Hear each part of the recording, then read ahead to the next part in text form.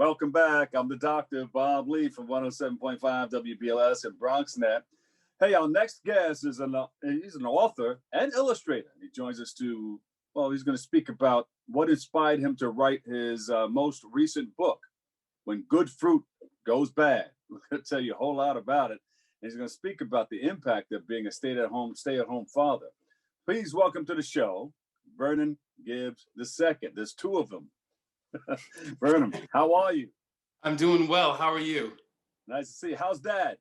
He's great. He's a loving father and a great grandfather. He loves doing coming over, hanging out with the kids, grilling. Mainly eating, but not so much grilling. But he likes get in the pool and just have a good time. So he's been great.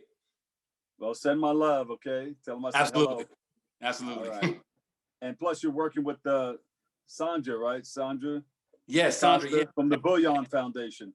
Correct. Yeah, she's the one who connected. And my dad was connected to her, and then she heard about the book, and I told her a little bit about it. So we've been working together on just talking about the book and its message. So she's been great. She is just lovely, and I love talking to her on the phone, text, whatever it is. She's been great. So I'm glad that we're connected, kind of through that foundation. Yes, you are connected. Yes.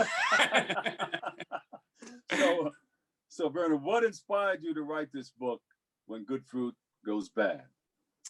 Well, I think like most authors, I know you're an author yourself. You have several books out, which is awesome. Mine was inspired by something that happened with my kids. My son, Justin, he was maybe 3 or 4 at the time. He had a banana that he wanted to throw out. And I'm like, whoa, whoa, whoa. It was a little brown and everything. And I was like, you know what? That banana can still be used. Let's put it in a smoothie. And I made a smoothie out of it and didn't think anything of it. And then I said, you know what? A lot of people probably do that. I'm someone who does it myself. I know people probably see an apple or something that's a little bruised and want to throw it in the garbage. And I said to myself, that can make a good story. I wrote it down, didn't think anything of it. And then as I was working with my cousin on some different book ideas, this one kept coming to the top. And I was like, you know what? This could make a good book. And I think I could draw it. I have an architecture background, but I've always loved drawing comics and everything. Yeah. And then kind of grew from there. So I just wanted an excuse really to draw funny pictures and make some rhymes, but it worked out to be a really great kind of that we put together. So it's out of the question to cut some of the bad part of the fruit out and throw it away. Yeah, I mean, put that bad boy in a blender and make something nice out of it, huh? Yeah, exactly. And so many times, especially with a ripe banana, people see it's brown and want to throw it in the garbage. You throw that in a smoothie or in banana bread, and you wouldn't know the difference. So that was really what I thought could, that kind of message throughout a book could just be really helpful and, fun to draw.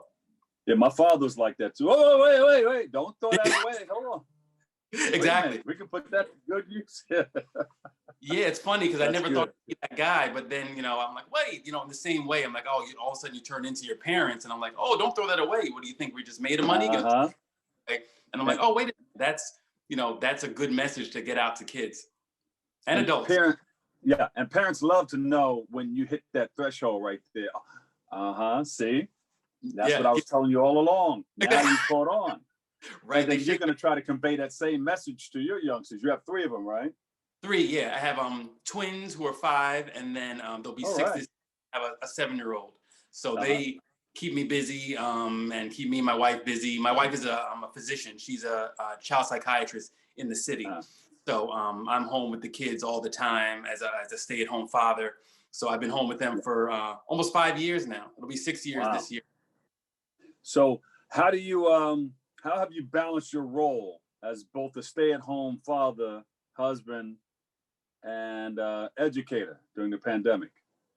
It hasn't been easy, but I feel like when the pandemic hit, I was more prepared than most because I had already been home with my kids. I know a lot of people are used to dropping their kids off at school, picking them up, but I had been home with my kids for 4 or 5 years until they got to kindergarten. So I felt like I was just prepared to have them home just a little bit more.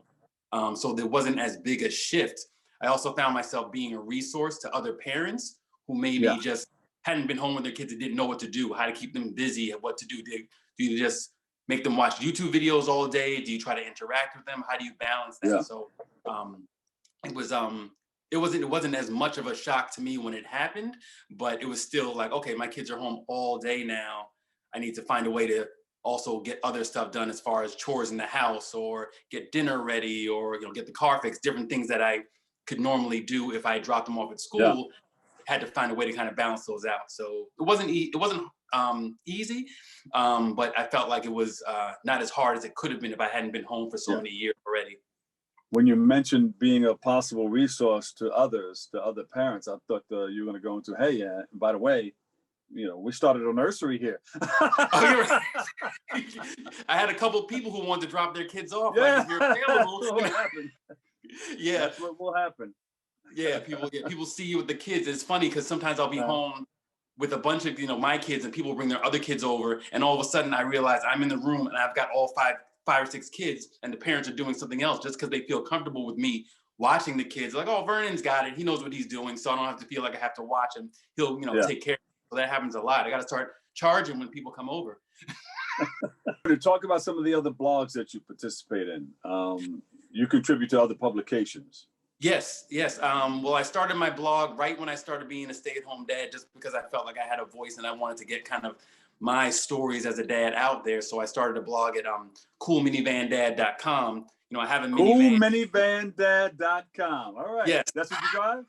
That's Oh, you got to carry the kids around, Exactly. I mean, once we had the first one, we had a regular sized car, but once we knew we were having twins, we knew we needed something bigger. So I never wanted to be a minivan guy, but life hands you something, you got to deal with it, right? It sounds like a business, transporting youngsters from spot to spot and opening up your home as a nursery. Sounds like a whole nother business, but go ahead. Yeah, you're right. Exactly. Hey, that's a good idea, right? Like a kind of Uber, right?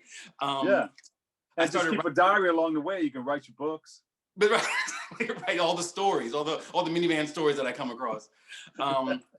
So I started it as a blog just to kind of get my voice out there as a father. And then, I started doing some writing I met a guy named Spike at a dad conference that I went to called the Dad Summit. So it's a kind of a gathering for dads who are in all walks of life, whether it's they're writers or just dads who want to see other dads. And at this event, I met a guy named Spike, and he told me about a site he has called Fathers of Multiples. And he's a site specifically for parents who have multiples, twins or more.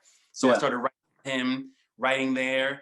And then at the same conference, I met someone at the Washington Post, and it allowed me to get two pieces written in there. One about my wife and I's, we lost twins at 19 weeks. We had twin boys, and we lost them at 19 weeks. Yeah, and, sorry to hear that. Oh, yes. Yeah, thank you.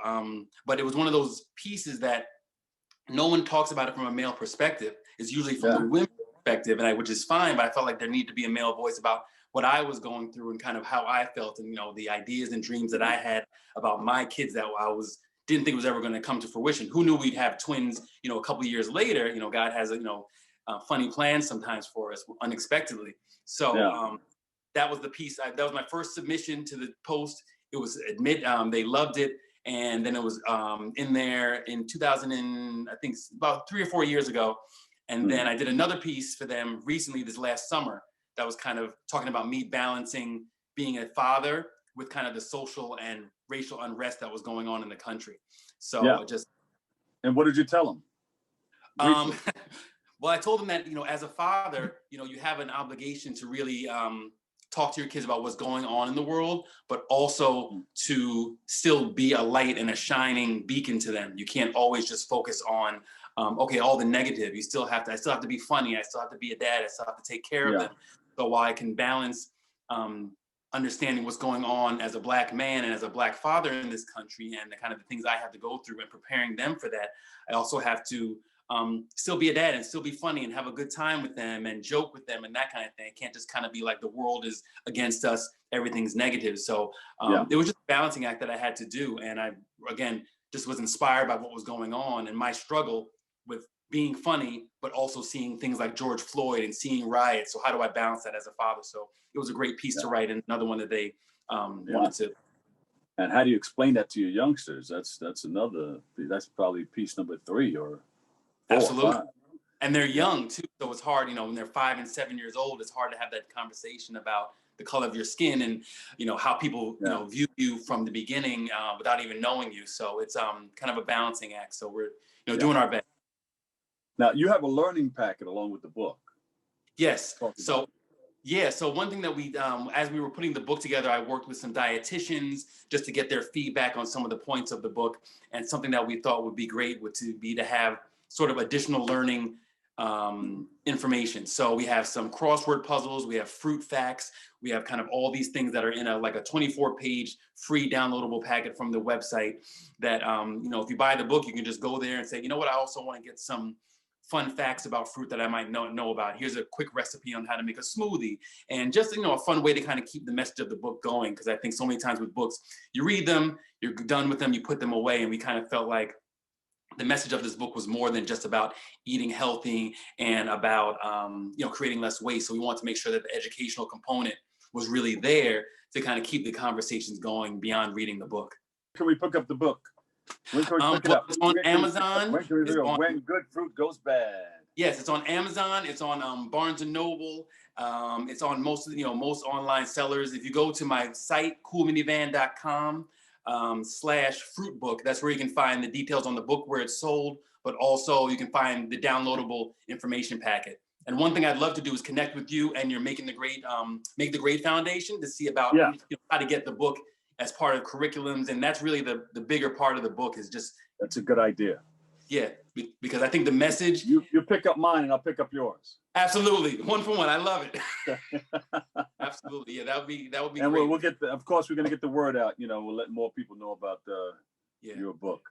Yeah, because I mean, the one last thing I'd say is that, you know, the one thing about the book is, while it's about eating healthy and about knowing and kind of creating less waste, it's really about knowing your value and knowing that you have worth and value in spite of the bumps, bruises, and scars that you have. You know, maybe you might be a little damaged from a previous relationship or just something that happened with you growing up, but that doesn't mean you should be thrown away. You shouldn't be thrown in the garbage just because you have some issues that you maybe you think are holding you back. Just like a bruised apple, you can still be used. It still has value.